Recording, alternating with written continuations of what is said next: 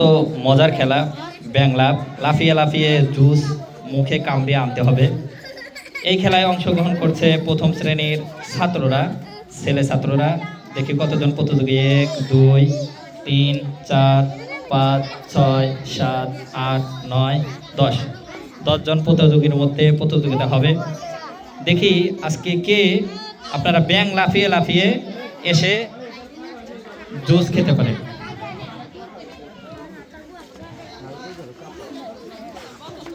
এই হলো আমাদের প্রাণ জুস।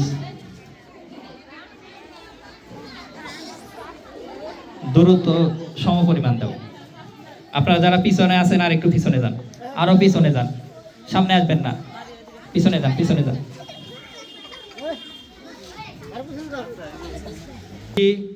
স্টার্ট, গো।